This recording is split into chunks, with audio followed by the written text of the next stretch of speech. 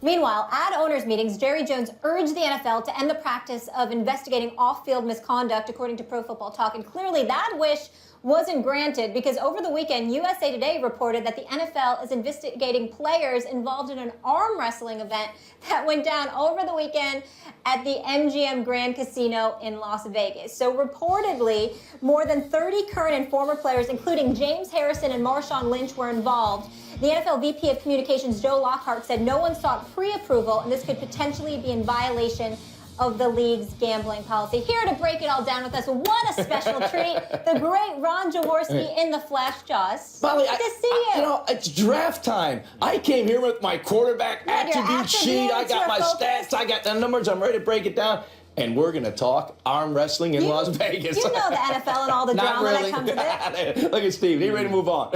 Stephen A., I want to start with you on this one. What is going on here?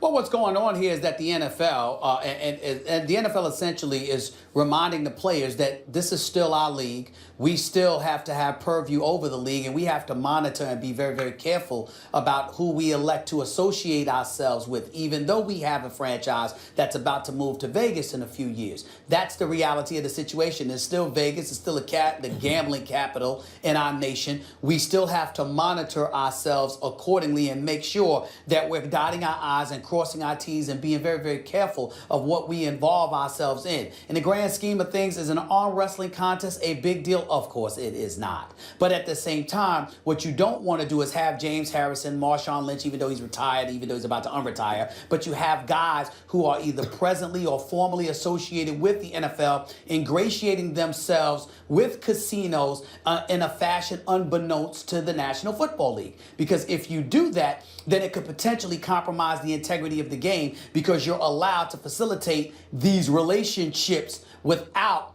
their purview hovering over you. And that's a dangerous precedent to set. The NFL is reminding you that it's in violation of league rules according to what they've collectively bargained. They're monitoring these things to make sure that you understand you need to be monitored and you will be monitored because we're going to protect the shield at all costs. And if you are allowed to go out there willy-nilly and just operate as an individual entity, associating yourself with casinos in regards to any event, without their approval, then it sets a bad precedent, and that's something that they can't allow. Well, Stephen, I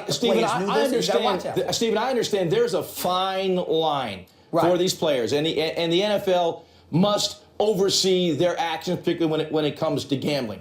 But you can't be a hypocrite about this. And I can give you a real life example. My playing days in the late 80s, I'm an NFL quarterback, lived in New Jersey, 40 minutes from Atlantic City. I had an opportunity to go to Atlantic City, host Monday Night Football, these parties in Atlantic City, be paid handsomely for that. My owner, Leonard Toes, at the time, did not allow me to do that. But yet he could go down there and gamble, and he gambled heavily. So you can't be hypocritical about this. I think it's the fine line that owners have. And there is a team in Las Vegas. They're going to be exposed to these gambling elements. It's part of it. We've got DraftKings on TV. We got all this stuff going on. You can't control everything. As much as the NFL would like to, they can't control everything. But I will say this, in this arm wrestling contest, they should have made the NFL aware of it. Yeah, let's just say the NFL is trying to figure out a way how they can get in on the money. No one makes any money unless they get a cut. I mean, that's what's going on. But let me give you the analogy, okay? As I sometimes do, I bring up The Godfather. Maybe the greatest movie ever made. And in The Godfather, one of the central themes in terms of the narrative, the story, the mob was moving towards selling drugs. The Godfather, Don Corleone, recognized that while there was a lot of money in drugs, ultimately it would be their ruin, right? Because it would draw the attention of law enforcement. The NFL sees gambling. Ultimately, the fear is, will it undo us because it can compromise the integrity of the game? So in The Godfather, they say no. The Don Corleone says no, but there's no stopping it because there's too much money for too many people in the mob to make with drugs. And so eventually they had to, after an assassination attempt, they had to come to a compromise and allow regulated sale of drugs in the syndicate. Right? So I understand what you're saying. So you're going to see fantasy football, you're going to see gambling, you're going to see it all, and try to control it. Now they're even going to be betting on where people get drafted. That's new this year. Right. Gambling has always driven an enormous amount of business in the NFL. It's one of the main reasons why people don't care in New York about who the starting pitcher was for the Padres that day, but they do care about the starting quarterback for the Chargers, right? A lot of that's always been gambling, whether it's been straight gambling or through fantasy football. And with the proliferation of media, everyone is doing it who follows the NFL practically is involved in some form of gambling, DraftKings or otherwise. The league is just saying, okay, here it comes. We've sort of lifted prohibition, but we need to control it. You're going to be in Las Vegas. You're going to be in Vegas. That's where it's going to start. How are you going to control that, Stephen A? Well, I don't know, but here's where I would address your comment, Jaws, about what you just said. You can't be a hypocrite.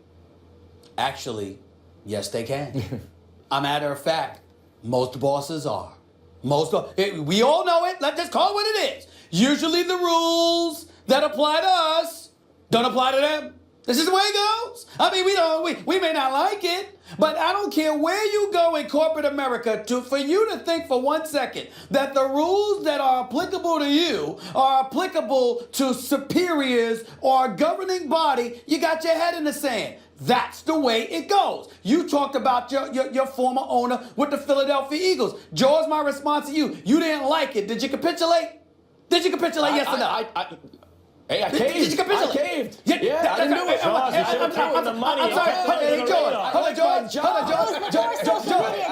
George, you ready? Hold on, y'all. Stop the presses. Why'd you capitulate, George? Because he was cutting the check. He was cutting the check. You were cashing the check. That's the way it goes. We got to put on our big boy pants and understand it's not about fairness. As my boy Jeff has always said, Molly and Max knows this. I got a boy Jeff Brown in L.A., George. He always tells me this. Fair is a place where they judge pigs. It does not exist. It's just the way it is. It's just the way it is. Right. We'll see what happens. So supposedly they might get fines. We'll see how it all plays out. Jaws, it's good you have your notes, though, because you'll be using them the rest of the day, and we will be watching. Quarterback attributes. Arm strength is very high there. Very high, yes. I'm taking notes. So is leadership. Always good to see you. Please come back soon. I'm watching.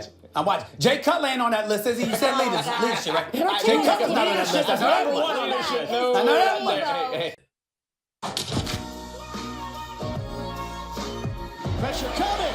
Miles Garrett. This guy is like he shot out of a cannon. Freakishly strong. Miles Garrett making his presence known. I feel like I'm the best player in the draft. My talents can be needed anywhere. Once I'm in the NFL, I can't just, hang my hat on that. I got to keep on rising.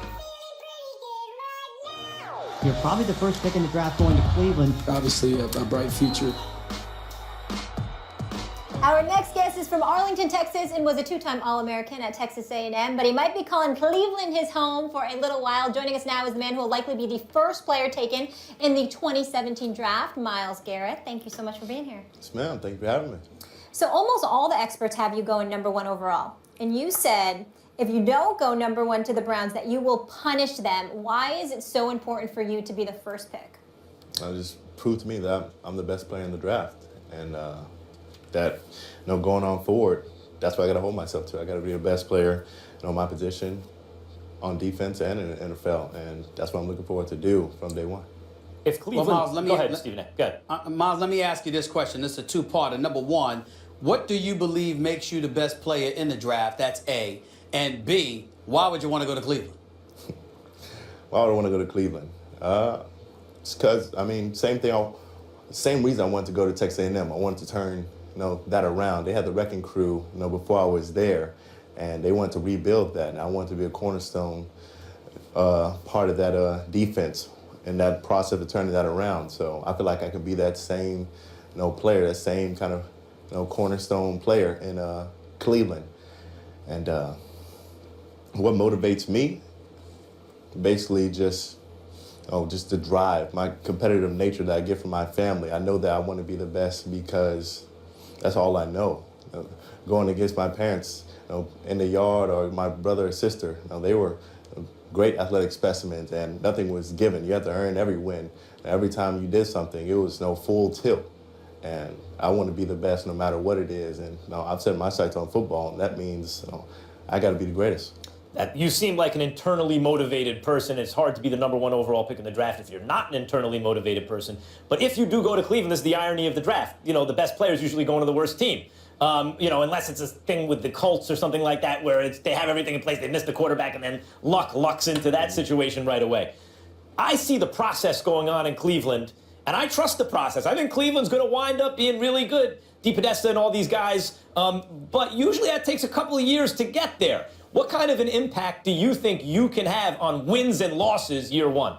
Year one, I mean, I'm going to change around immediately. I'm going to do my best to be a playmaker from day one, from the first game to the last game, but just try to maintain my body so that there's no drop-off in play and that I consistently play at a very high level, and we have one of the best defense, and that's going to win games for us. Because the fortunes of the team largely will depend on, they got the #1 pick in the draft. Did they hit or miss with that guy, right? Like if you hit, that goes a long way toward changing that team. Yeah, I mean, it'll be a hit because I'm going to work hard to prove that I am the best. I'm going to be the best of my team and work from there. Your older brother, Sean Williams, played in the NBA and dealt with some off-the-court issues. And in an article recently, you and your sister said you never wanted to let your parents down because of that. What impact did your brother's life have on you to get to this point? I mean, it motivated me in both ways. Looking at him as in I don't want to be this kind of person off the field with some of the mistakes he made, but also on the court he was dominant on the defensive side. He made plenty of plays, and when he got back to us, he was a great family man. He was a great brother, and to see him around his friends, he never changed who he was for anybody else, and that's the kind of person I want to be, excluding all the mistakes and pitfalls he had. Miles, let me transition from back to you, because I got to ask you this.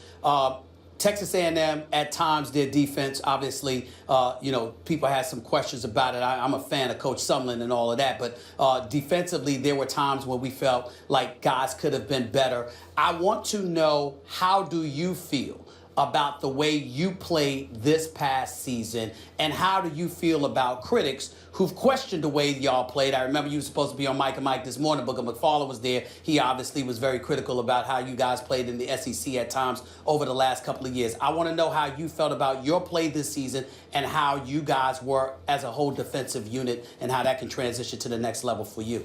No, we had some drop-offs in SEC play. I mean, after Alabama, sometimes our play would waver, and we'd look around and try to find guidance. And by the time we found it, it was kind of near the end of the season. But I felt like my play up to the Arkansas game, I was on pace to do something special. I was on pace to exceed my goals and be as good as I wanted to be.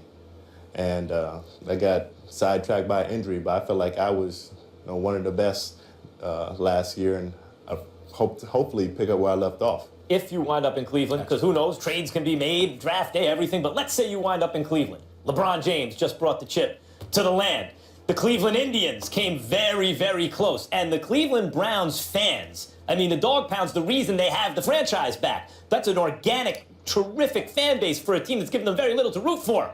What responsibility do you feel toward the entire city of Cleveland, or pressure to win, given those circumstances? The Browns get good. Cleveland's like the center of the sports universe. For me, it's kind of like the 12th man back where I'm from. They were so supportive. They were there all the time. They loved, they cared for us. And through thick and thin, they supported us, win or loss. And I believe Cleveland's that same kind of town, that same kind of city. And if I'm right in thinking that, then I'll be in the right place for me. You'll be just fine. Thank you so much for being here with us. We appreciate you, and best of luck. We'll see you in Philly. All right, thank you.